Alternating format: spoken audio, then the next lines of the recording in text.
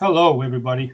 Welcome to this presentation hosted by the Employer Rights Center.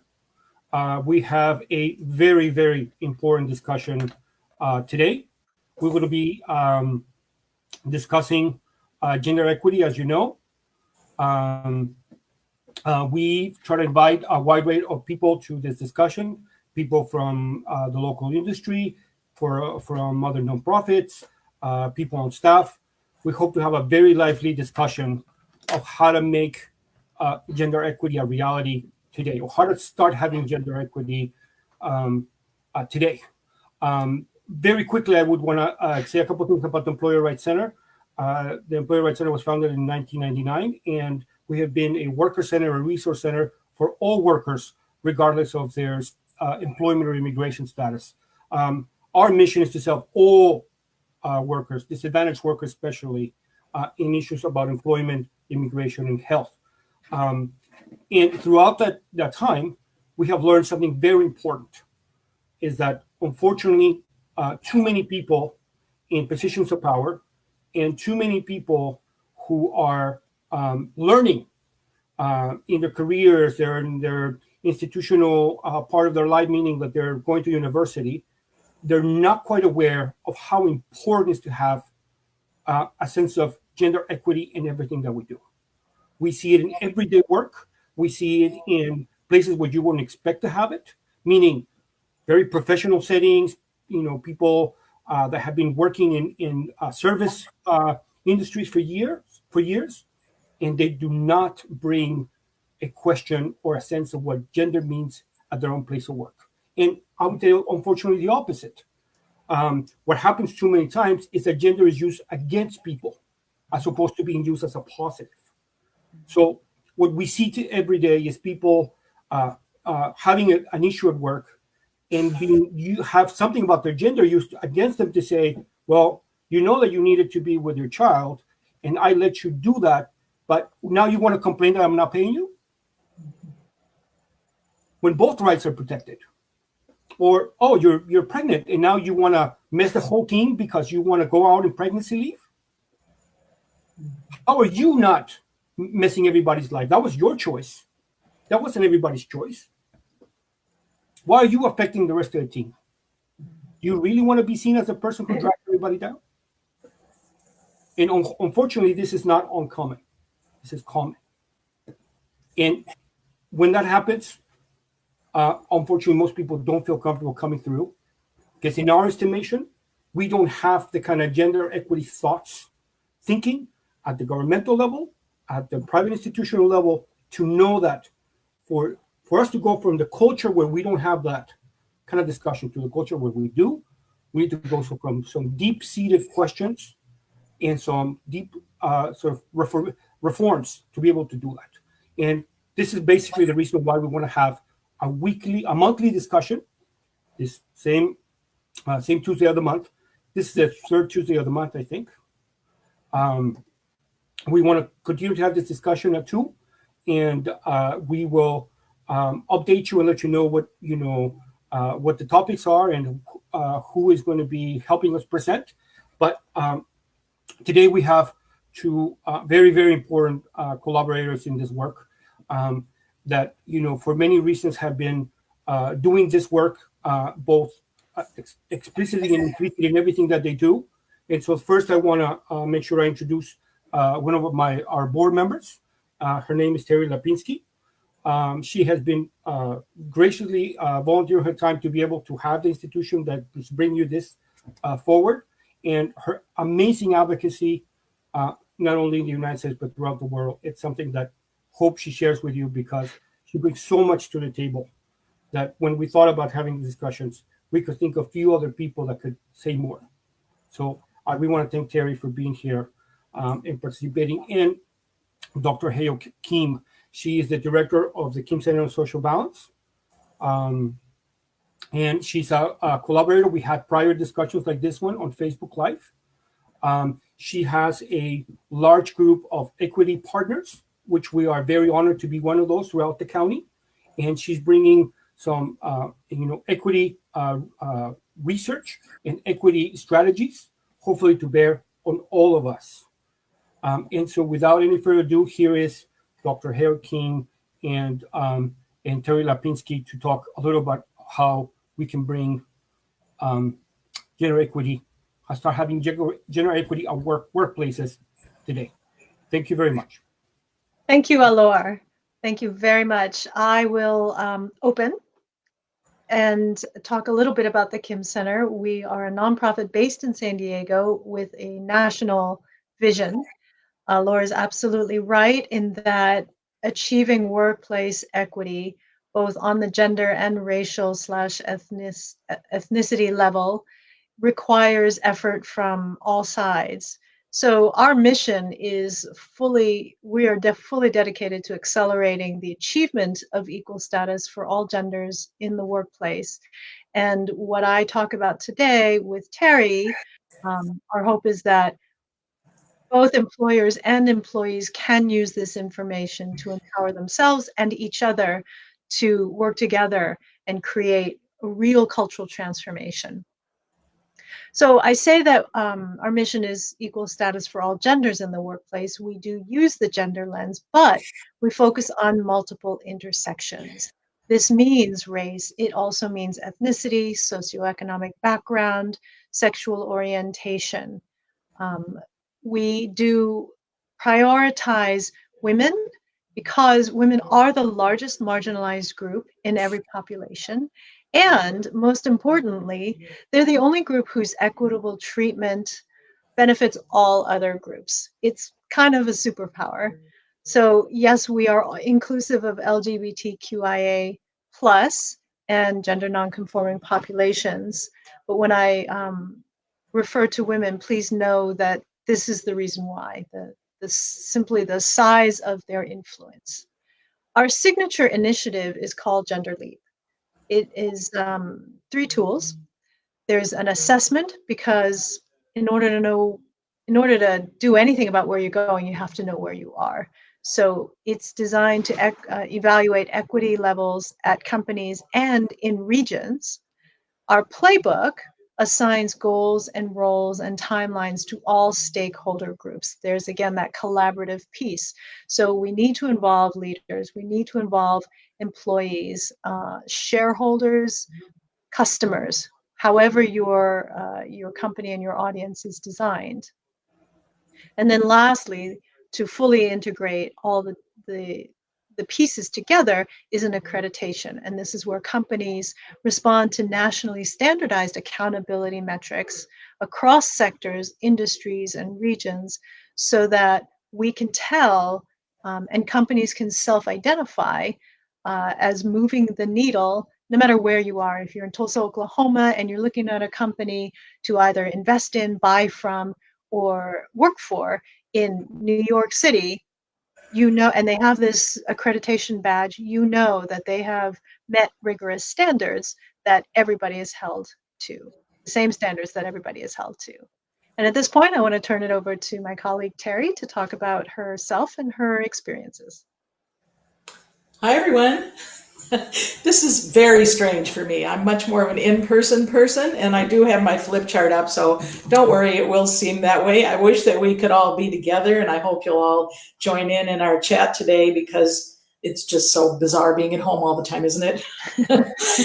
Anyway, thank you, Dr. Kim. I'm really, really pleased and honored to be able to join you today, and hopefully we all can contribute to your important work in some small way on gender equity. And I'm using the same definitions as you just mentioned, and primarily concentrating on the work that I've done in my lifetime around girls and women.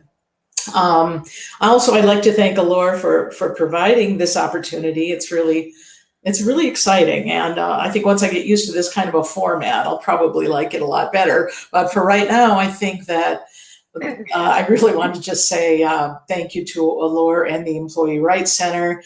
All of your work over these couple of decades on labor rights and immigration and health, and your recent work on the census they just so far exceed. Your impact so far exceeds the amount of people that work with you, most of whom are volunteers. So I thank you as the director, and my friend Peter Zishi as the founder. I think you've made an amazing contribution to San Diego, and I'm really proud to be on your board.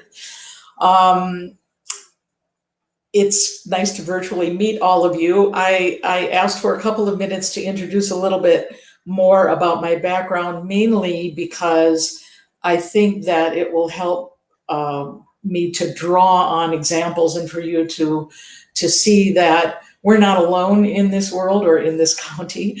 I've worked in many different countries and in several different states in the United States. And I started out early in my career as a teacher and a diversity trainer and a popular educator. And then I did some gender action research and worked on girls' education and girls in development when I worked for the Peace Corps in Washington, D.C. I've been a nonprofit hiring manager and supervisor for over 20 years in the US and in Africa. And I ran a labor rights program in Sao Paulo, Brazil, for the Solidarity Center of the AFL-CIO.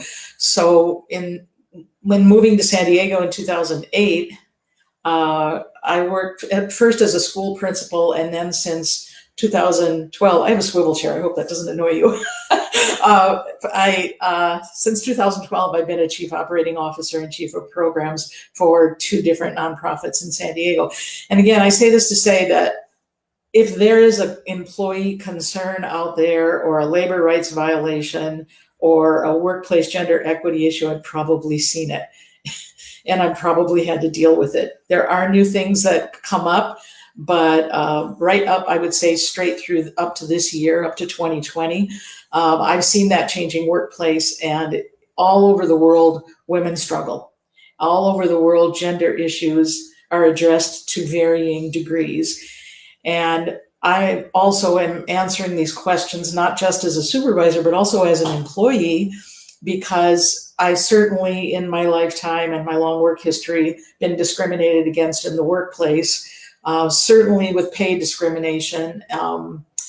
And I've left jobs because I needed to take care of someone in the family, or I needed to go back to school in order to advance. And sometimes I had to quit the job for that reason. And sometimes I had employers who actually gave me the time to do that and thought my work was valuable enough where they accommodated that. It's not so common, but it happens. And I was always very grateful when it did. So that's kind of a roundabout long way to say that I'm really excited to be here and for this dialogue. And I hope that gives you some insight into where whatever bizarre or interesting examples I come up with, where they're coming from. Thank you. Thank you, Terry. We're looking forward to your bizarre examples. To our viewers, if you're just joining us, welcome. I'm Hei-ock Kim of the Kim Center for Social Balance, and today I'm joined by Terry Labinsky, board member of the ERC and a career chief operating and program officer. We're talking about how you can start generating workplace gender equity today. Before, however, we get into the how, I want to start by talking about what workplace equity is. This is something that's often confusing to people. When people enjoy equal status at work, it means that no matter who we are or what our background is, our contributions are valued and recognized and rewarded for what they're worth, and everyone's judged by the same standards. However, we all know that this is not reality. It's our goal, but it is not a reality. Equity means that employers do 2 things. First of all, they recognize that certain groups are not enjoying equal status. And secondly, they commit to taking conscious steps to even the playing field. It's essentially a tool to achieve equal status and to achieve balance among genders and among races and ethnicities. It is different from equality, and this is something that I really want to emphasize. For example, if you had equal opportunity, you could say that in the law industry, you can make partner if you bill enough hours. Equity means that if you can't do all the hours in the office because you have caregiving responsibilities at home, but you're willing to work at all hours, which generally happens, you're allowed to do so. So you're getting the work done. It doesn't matter whether you're parked at your desk or not. Equity also means that if your clients are biased against you because of your gender, your skin color, your background, whatever, your supervisor, your boss, strongly advocates for you.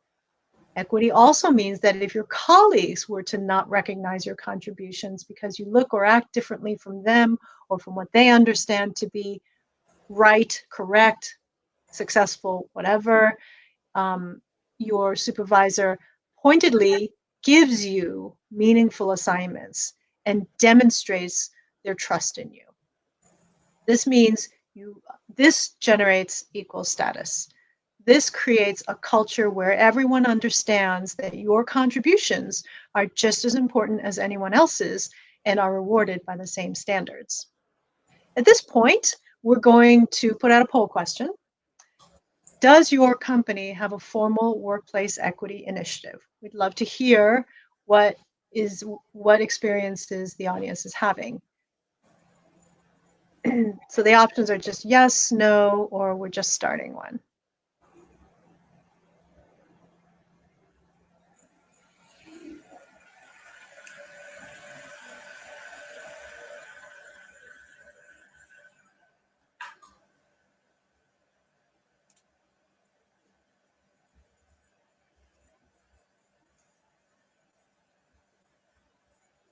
We have a comment here from Mary Turi, and I'm not sure if I'm pronouncing your name correctly, so I apologize if I'm butchering it. She says, yes, and then we don't get enough time to spend with our newborns after delivery, and we don't have options when it comes to breastfeeding, which is ridiculous because who is our future workforce going to be if we don't allow our mothers to take care of them? Okay, so do we have answers to the poll?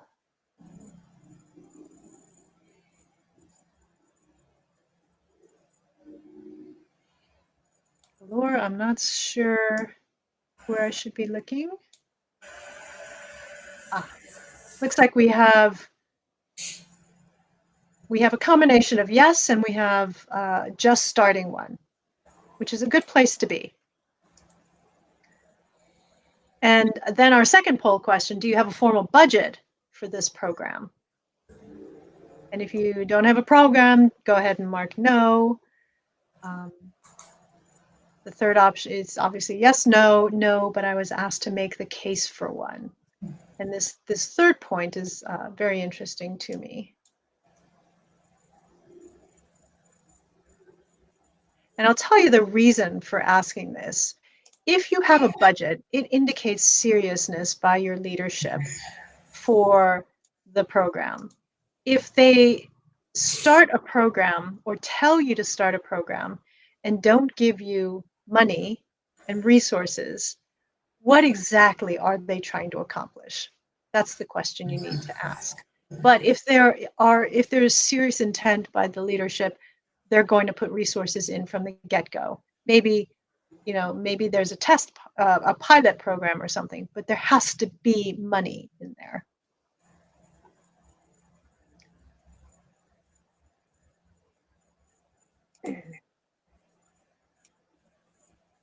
Okay, so it looks like we have not yet.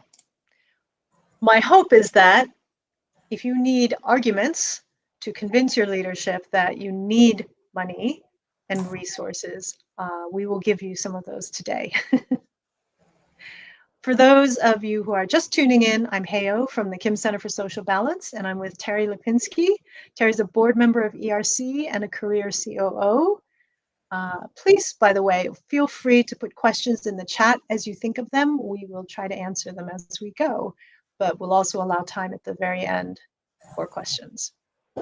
So based on these two questions that we just asked our audience, Terry, how would you comment on the difference in effectiveness between systematizing and not systematizing equity initiatives?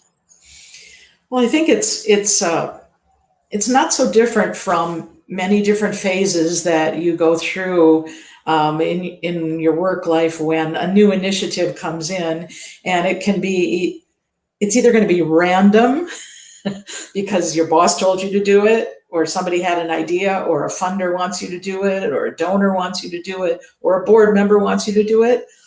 And that's what I call random, or it's going to be intentional, where it actually comes from the ground up and you know that it's not just going to be goodwill, it's going to be transformative change. So one of the reasons I'm so excited about your work, Dr. Kim, is that you can't make systemic change. We've heard a lot about systemic change in the past few months, systemic racism and systemic sexism, and you can't make systemic change without a system, an alternative system, or else you just get chaos. So we can say it all we want, but unless someone's doing the hard work that you've been doing of working through the academics, through the theory, through the purpose of it, and then actually getting the metrics together and seeing how it aligns with the mission of the organization and really doing that groundwork of systematizing, there won't be any systemic change. There'll be some goodwill efforts. And if you don't have measurable outcomes and you don't have evidence, you really open up your organization to risk, because you're going to give some things to some people and some other things to other people in your efforts to call it an equity initiative. But if it's not based on, it's sort of all this discussion about science of the virus, right? Follow the science. If you're not following the science, if you haven't done your needs assessment and you're not coming up with consistent metrics, you're going to make more mistakes and most likely hurt your organization more. I can just say in my experience, I have all this goodwill and I'll come in and say, oh, let's do this. And 3 days later, something awful will happen because I did it without planning it and without going through the process that your organization goes through. So I learned that the hard way.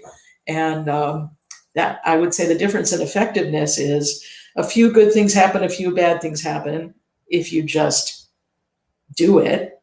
And lots of good things can happen and a real change can take place if you systematize your initiative. Right. Thank you. So what can people do to start moving the needle on workplace equity today? We're going to talk about that now. Start by asking yourself 3 questions. What does gender equity look like in my company? How do I measure progress? And how does it benefit me/my company? And this last point is especially useful in convincing the decision makers at your company, if it's not you, that your initiative deserves a budget. So tackling the first question, what does gender equity look like in my company? And this is more time intensive than people realize. You cannot just read a lot of articles and think you know what's going on, because you have to ask what's going on in your company. One of the most obvious indicators is representation, right? Literally, what the faces who represent your company look like, or who work for your company look like. So I'm going to ask this poll question, our last one. Whom should your employee makeup reflect most closely? This is a big point of curiosity for me, because there are a lot of different circumstances, but everybody has a different opinion. And then there's also the issue of, depending on which answer you choose, whether it's your national population, the local population, your clientele or your audience, or the industry population, are you trying to reflect what the population should look like or what it does look like right now? So that's another question you need to ask yourself.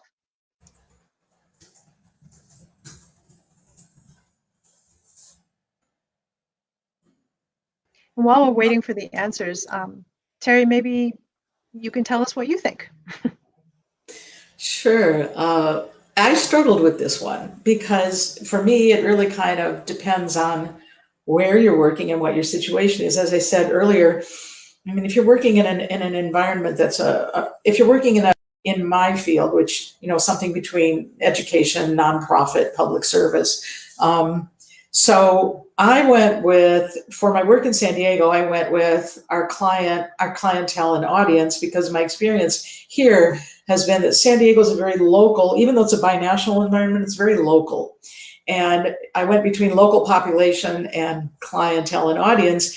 And I stayed with clientele and audience with one addition, one caveat, which is if your clientele, for example, is all one race or all one ethnicity. In other words, if you're working in a real estate firm here and everyone is white, does that mean all of your employees should be white? Of course not.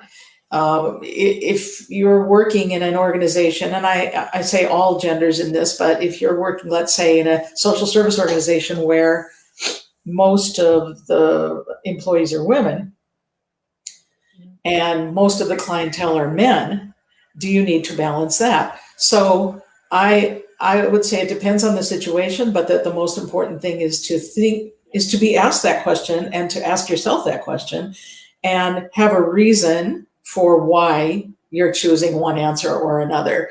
So mine is, for this one in San Diego, I think our employees should reflect our clientele, our audience, if you will, plus diversity in all genders. That's a great answer. And we have Jen Keys here contributing that a similar answer, that they strive to represent their their students and the clients that they serve. Hi, Jen, by the way. Thanks for being with us. So, other considerations when determining what gender equity should look like in your company or your organization. At the Kim Center, we took the academically rigorous route to develop our first tool, the Gender Leap Assessment. It's based, however, on principles that are universally critical. You need to adopt metrics that are being used in the field with demonstrated measurable impact. There's a big difference between measuring levels of microaggressions, because that's actionable data and you can create education around reducing them. There's a big difference between doing that and measuring, for example, participation in an employee resource group, which there's nothing wrong with. Employee resource groups definitely speak to the demographics, the needs of the demographics who are part of it. But if you don't have specific goals for systems change related to that group, you're really only measuring how many people it align with that group. Secondly, you need to combine data from the company side with employee feedback. Only by cross-referencing this information will you get the full narrative. So you have the two-dimensional information like, what is your leadership representation, or what are your family-friendly policies? And then you need the robust employee feedback that tells you, for example, are women of color or non-conforming gender employees working longer hours than, for example, men to prove their worth?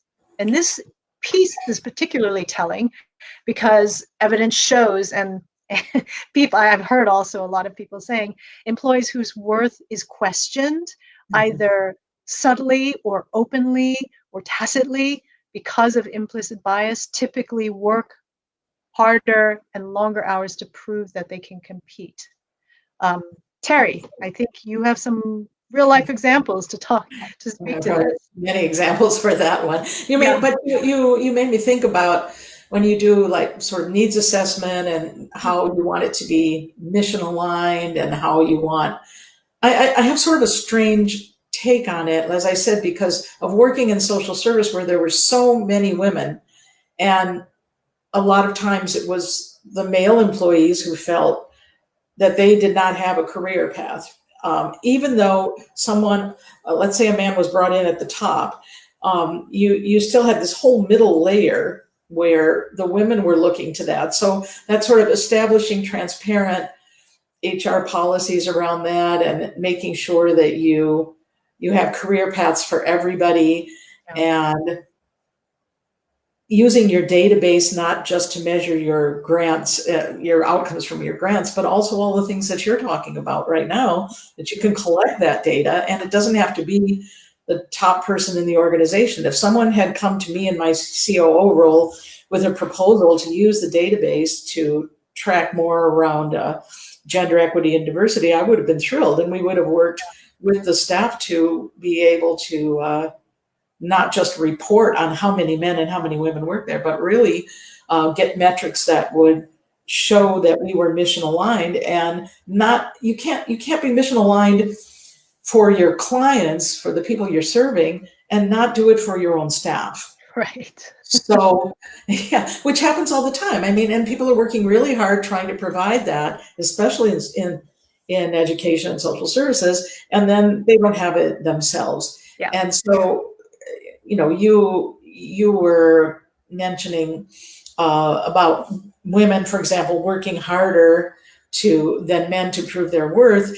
And it just reminds me of so many. I won't go into all the political examples in my head, but you all know what I'm talking about. And I have an interesting kind of sad personal fact, which is in my 50-year career and about 10 professional jobs, I never once had a woman who was the head of the agency that I was working for.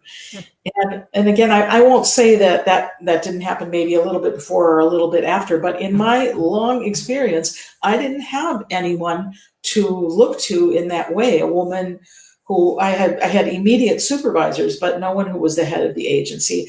And I'm just going to give a little plug for something some of you may have seen this week, a little plug for Kim Eng, who is Chinese American and first woman of color to become a general manager of a Major League Baseball team. She just became the general. Yeah, she just became the general manager of the Miami Marlins. She's 52 years old, and she's been working in baseball. She was a softball player as a kid, and she's been working in Major League Baseball for 30 years. Mm-hmm. And she started as an intern with the White Sox, and then she worked for multiple franchises, always at the level getting to assistant general manager and never manager all this time. And she had the first salary dispute in Major League 25 years ago. The first salary dispute case was hers. So you knew she was going to go far, and I hope she's debating that 1.5 instead of $2 million that she might be getting now. Yeah.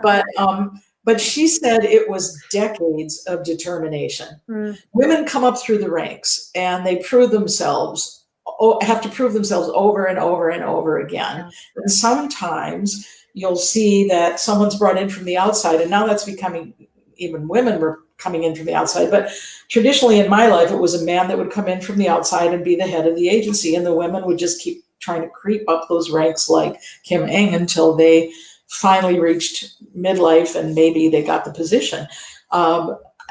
Again, a lot of those things are changing for the better, and that's wonderful. And I know that there are, again, men in social service who probably feel that women are taking those positions. But the point is, if we had the system and we were looking at the career paths and we had the data and we had the evidence to be able to say, here's where we want to go as an organization, and here are the opportunities for management training and mentorship that we're going to give, and then you have salary bands, and you actually say, as they might in public service, this is what it takes. These are the qualifications to get to the next step. And everybody knows that. And here are the things in your performance plan that we're going to integrate so that you can get there. If that's your personal goal and that works for our agency, you can get there. And it wouldn't be a 30-year for any gender to get to the top of the ladder if that's where they want to go.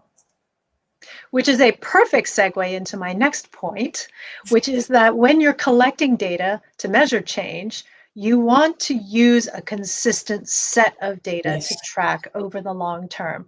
Over the last 60 years or however many decades we've collected, for example, salary data on women, we have, yes, there have been a lot of refinements in understanding the difference between working full-time and part-time and part-year, and the fact that women more often take on these part-time, part-year jobs, which actually puts the pay gap closer to 50% than 80%.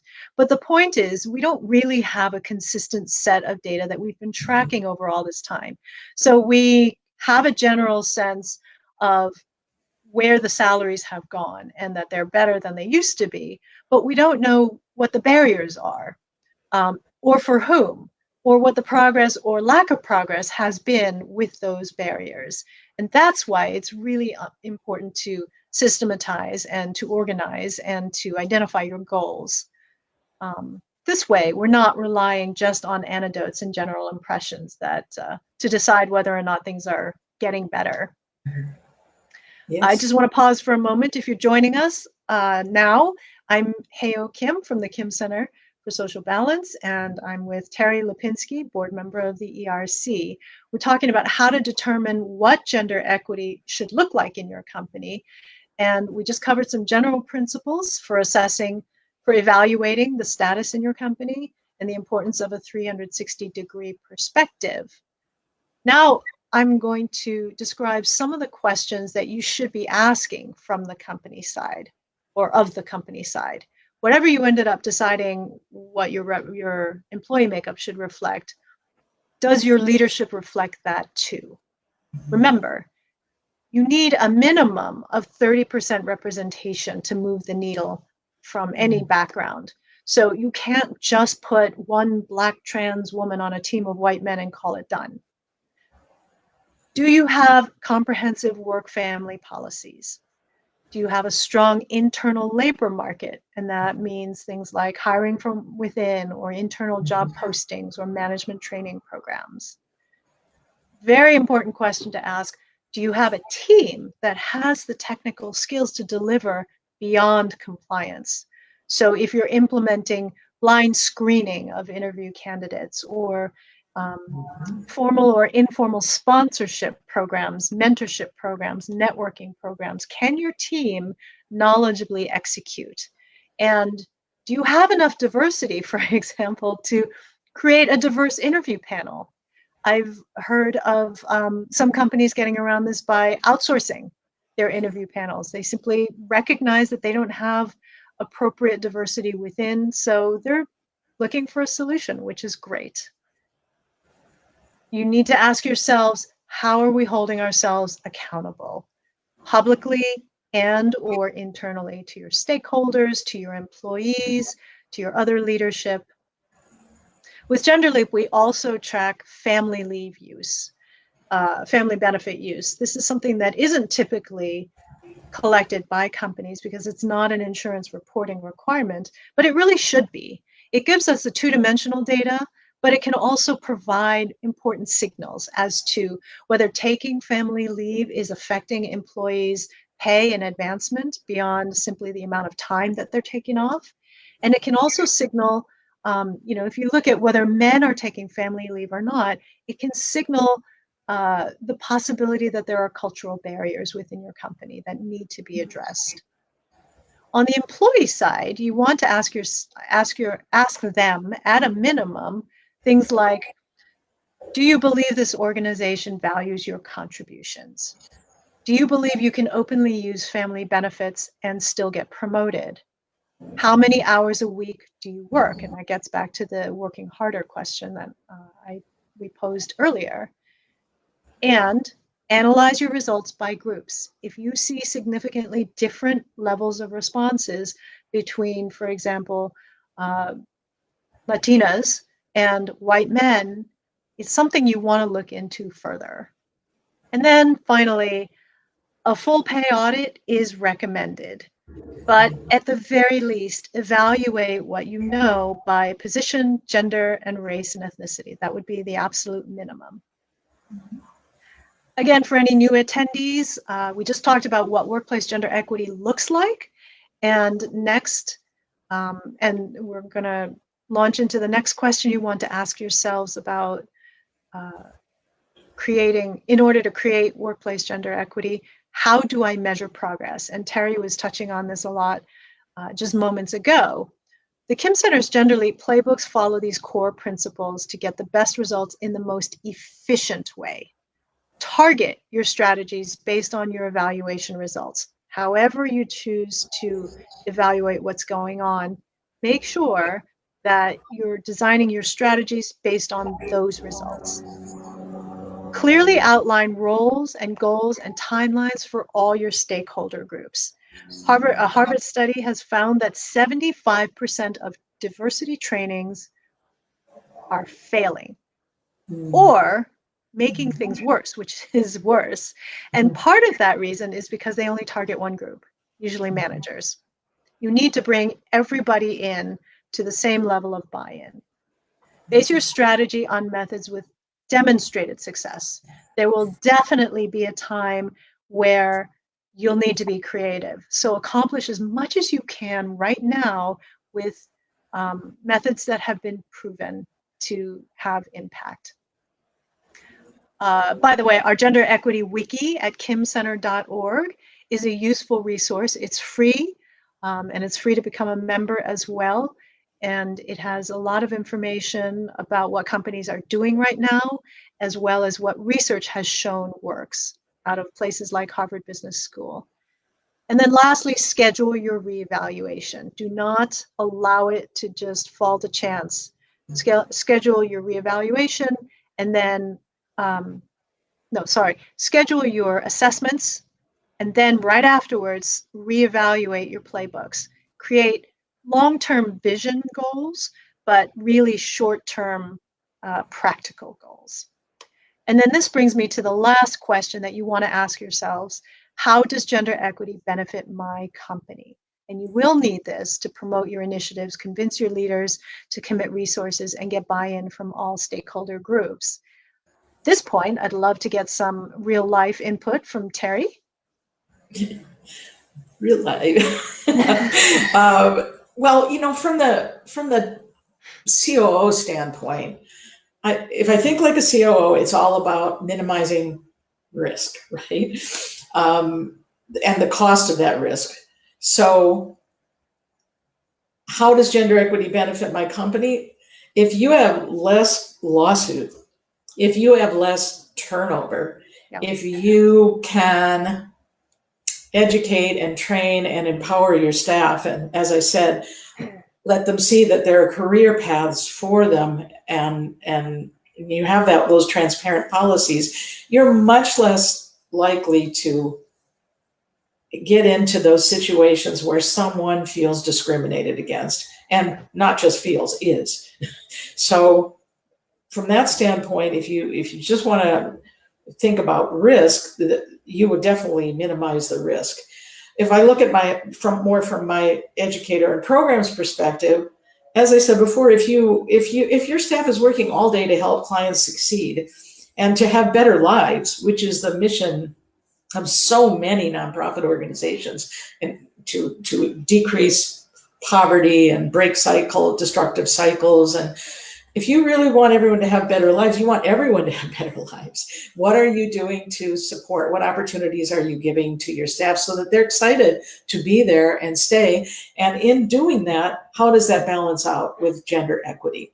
Is there any one gender, any one group that's getting more of those benefits than others? Because that will make things worse. So it's a matter of consistency, of fairness, of morale. Everybody needs to survive and thrive. And you also want them, the other way it benefits your company, I think, is that they become role models, and they are future leaders, and they think of themselves as future leaders, and they become champions for your organization because they've been treated fairly and transparently, and because they see an opportunity for themselves. And then you're not spending so much on PR, good or bad, because you've got people that really know that you care about them and that they can succeed in your organization. If I think of when I was working in Brazil with the trade union movement, I saw a concerted effort. They came up, and this is probably 15, 20 years ago. About 15 years ago, they decided that the unions were really male dominated, and that they really, really wanted, they had some wonderful women, and all genders actually, who were really part of the grassroots trade union movement, but were not getting leadership roles. And several of the unions got together and asked for training funds to be able to really prepare people to be leaders, and within that, women leaders were particularly identified, and leaders of color, because they saw what was their organizations and who was leading them, and it was monolithic. And so they really went through a needs assessment. They really went through a planning process. They probably didn't have all the wonderful tools that Dr. Kim can offer, but they did it systematically, and their system changed. in many ways. Many war women became leaders right up to the top of the confederations. And I learned so much from working in other countries that sometimes, like countries in Africa, where we say the words like underdeveloped. But when it comes to equity, and when it comes to women leaders, and when it comes to leveling the playing field, in a certain way, they leap over what we call our development and go into what needs to happen right now in their countries. And that can be in technology, it can be in pretty much any policy making, but I've seen it happen. I know it can happen. And so I've been fortunate to be able to bring those things back to my work in the United States and come in with the idea and the attitude that this is a participatory venture. And if all of us can work together on this, it will benefit all of us, and all boats rise, including your organization and the people you serve. Absolutely. And if you consider that the issues, if you wanted to just describe them in a list, you have retention, you have productivity, you have innovativeness, you have, as Terry mentioned, lawsuits, and all of these have very real hard costs associated with them. I can throw a bunch of statistics at you. If you want to know what they are, please feel free to email me, or even look on our website, kimcenter.org. They're there. And if you want to understand how much impact that can have on your bottom line, just think to yourself how many women you have in your company. Just picture that. And then ask yourself, how many of those women thought about leaving my company today because of discrimination? And then you get a whole new perspective on what you could lose and what you could gain. One last thing, women are better leaders in crisis. So gender equity could actually be critical to the economic recovery from the pandemic recession. I'm just going to close with that nice bit and see if we have any questions. Doesn't look like we do at this point. I know we covered a lot of information. We're just about at time anyway, so that brings us to a close. I want to remind you that this is a monthly series, so please join us again, same time, 2 o'clock next month on December 15th, Tuesday. And if there are any topics in workplace gender equity or workplace equity as a whole that you want to know more about, please put it in the chat here or go ahead and comment on Facebook. We want to know what you want us to talk about.